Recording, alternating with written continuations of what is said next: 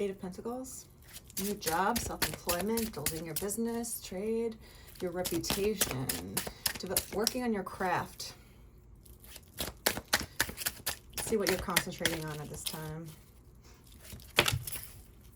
Okay. The Wheel of Fortune makes sense.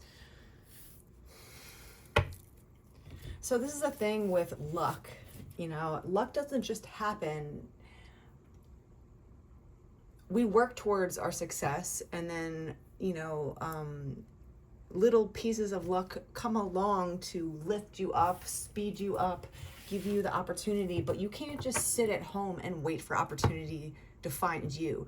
You have to be out finding opportunity. You have to be the one going after your dreams already. You have to be putting in the work yourself, and that's where luck meets you. Right? Like, it's like winning the lottery, but like never over playing. But that's like a stupid thing, because people that like just wait to win the lottery or wait for something good, for something to happen to them without doing anything about it themselves, it's really like a poor mindset, because life doesn't care how much you think you deserve things.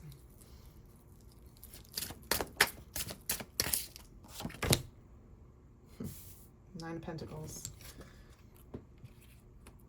So while you're growing and building, you're developing some sort of luck that's going to be coming to you. And that's where that extra X factor comes in.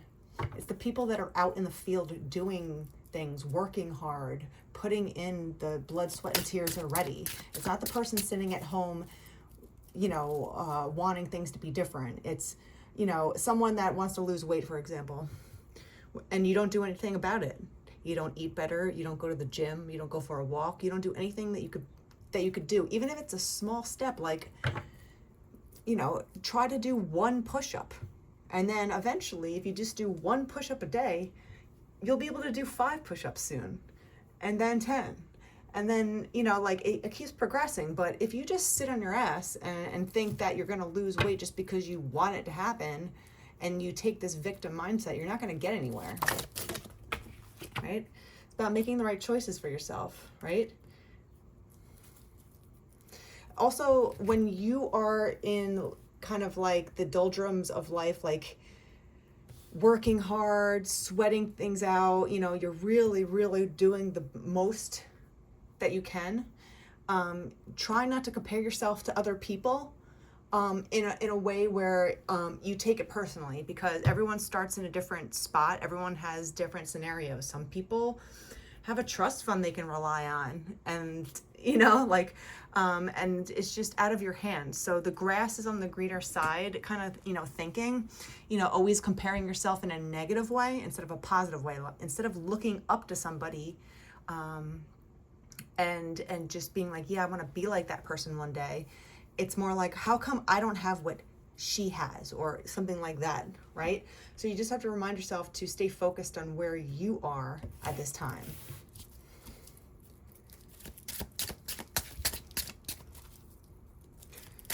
As soon as you start comparing yourself, especially like, you know, the negativity of social media is a prime example of that.